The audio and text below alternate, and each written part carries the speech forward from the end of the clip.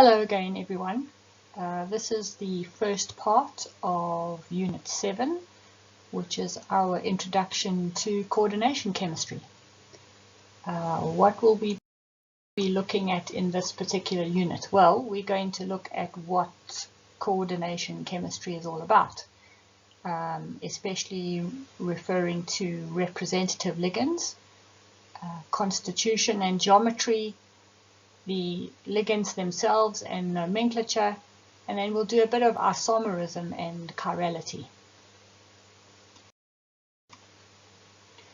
Let's talk a little bit about the language of coordination chemistry. Back in first year, you would have known a little bit about complexes. What are complexes? Well, complexes are coordination chemistry compounds that contain usually metal atoms, and they're surrounded by other atoms which we know to be ligands.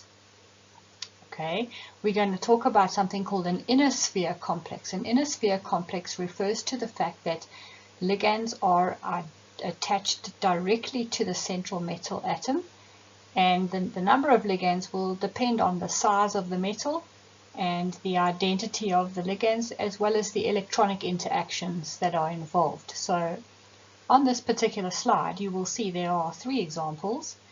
The first example on the left-hand side over here. Oh, what happened to my pen? There it is. Okay. You will see that we have a nickel in the middle, surrounded by 4 carbon monoxide ligands. This means that what happens is that essentially a coordination complex will form when a ligand has free lone pairs of electrons. So if we were to draw the Lewis structure of this complex, you will see that we have free lone pairs of electrons which are able to donate to the metal to fill up the empty d orbitals of the metals. So similarly for complex number 2 on the right hand side here, this one, you will see that we have the ammonia ligand. This is 6 of them coordinating around the cobalt. So here's the cobalt in the center, and we've got these 6 ammonia ligands that are able to coordinate to the cobalt. Now you also know that ammonia has a free lone pair of electrons that it can donate to cobalt's d orbitals and fill those up. Now we talk about an inner sphere complex. What does an inner sphere complex mean? Well, this refers to where the ligands are directly coordinated or bonded to in terms of dative bonding. So it's a dative covalent bond where there's direct contact with the metal. That's called an inner sphere complex. The remaining ligands that you see, those chloride ions around, there are 3 of them, they are outer sphere. That means they're not inside, they're not directly bonded to the cobalt, and they're classified as outer sphere ligands.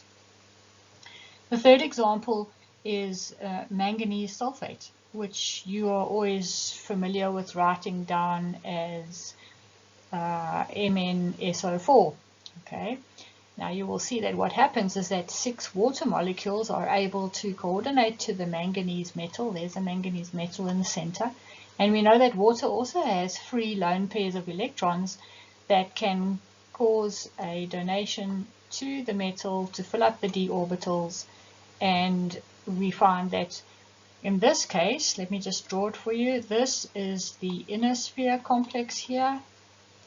And of course the sulfate anion just balances the charge, and that sits outside. Okay, so this ion, the sulfate, sits outside. Okay, so that's kind of our language of coordination chemistry that we use. Alright, what about these ligands? What are ligands? Okay, they are compounds that bind to metal atoms, as I've explained, and they generally do that in terms of their lone pairs. So the bond that is formed between the ligand and the metal over here is generally a dative covalent bond, where we have a donation of a lone pair of electrons straight into the d orbitals of the metal atom. Now, some of these ligands are what we call monodentate. Basically just means one tooth or one bond, one point of attachment. Some are bidentate, where there are 2 points of attachment. Some are tridentate, where there are 3 points of attachment. And we even have some that are tetradentate. I'm not going to show you those in this particular section of the work. Okay, they are compounds, as I've said, that bind to metal atoms. And some ligands actually have more than 1 point of attachment. So in other words, they bind, if we have one ligand, there are 2 points in that ligand that can bind to a metal. I will show you an example in a few slides' time. And then ligands that have more than one potential donor are called ambidentate. That means that they can bind through 2 possible points. Now let's have a look at what this means. Have a look at the diagram on the right hand side here. So let's look at this first one up here, this one. We have the nitro ligand here. So this is NO2. Okay, and you'll see that if you draw the Lewis structure of this complex, you will notice that there are lone pairs of electrons on all 3 of those atoms. It's very possible that the coordination can take place through the nitrogen to the metal, so along this bond over here, or there's nothing stopping the coordination taking place through either one of the oxygens over here, like this. And we need to distinguish as to how that happens. So if we see a complex like the one on the top, this one here, we then say that it is a nitrito ligand, and then we use this terminology called kappa terminology, and we say kappa N, which means that the bond or the coordination takes place through the nitrogen atom. If we looked at the bottom diagram over here, you will see that in this case, it's still the same ligand, it's the nitrite ligand, and then it binds through the oxygen, so then we say it is kappa O over here. Now, there are many ligands, and you are required to know pretty much all of them in the tables that I've given you. I'm sorry to tell you this. Including their formulas and their abbreviations, because you're going to have to know how to name them. So work through this section slowly. Okay, you can pause the video and have a look at the slides and notice something about their names. Okay, so this one is called acetyl acetonate, but the name of the ligand changes because it's a negatively charged ligand, and we're going to see the rules for naming shortly. It becomes acetyl acetonato. Okay, where we have ammonia, it becomes amine. Where we have water, it becomes aqua.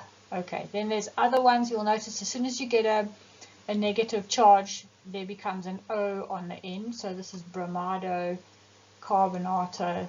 Carbonyl is no charge, there's no change. Chloride becomes chlorido, and then you've got these crown ethers. The cyanide over here at the top becomes cyanido. Diethyl triamine has this formula here, and you will notice some abbreviations as well. So go through all of them. There's more than one page, so there's this page and there's this page, and then I need to point out something to you regarding the prefixes used for naming. Okay, so just to remind you that we got 1 through to 12 in this table here, and then the prefix that we use is listed in this section of the table over here. You need to know that as well. You need to memorize it. You'll become familiar with these the more you use them, but you need to recognize them when needed. Okay, so let's go to those polydentate ligands that I was talking about, where one ligand can bind into 2 or more places on a metal. So I'll give you one example. These or more than one example actually, where you find that these polydentate ligands produce something called a chelate. Okay, it's pronounced chelate. It's Greek for claw. Now what happens is that we have a metal in the center. Let's look at the diagram on the left over here. So here's the metal in the center, and this ligand is ethylene diamine or 1,2-diaminoethane, same thing. And you'll see it has a nitrogen and then 2 carbon atoms here and here. What happens is that the nitrogens are able to bind into 2 different points onto the metal, and it kind of like forms this ring. You can see there's a ring over here. Okay, like that. And you will also notice that something will happen often to the angle between the binding of the one nitrogen over here and the second nitrogen over here. There's an angle here that we're going to have a look at in a little while. Okay, so if it's possible that ligands have more than one donor, this is something that may occur. The other example is with EDTA. EDTA does exactly the same thing. If you look at the diagram on the right, this diagram over here, you will see that also we have this chelation, where the oxygen atoms bind to the cobalt, and we have this inner sphere complex over here. Alright, generally the most stable forms of complexes are where these chelating ligands can form 5 or 6 membered rings to a metal.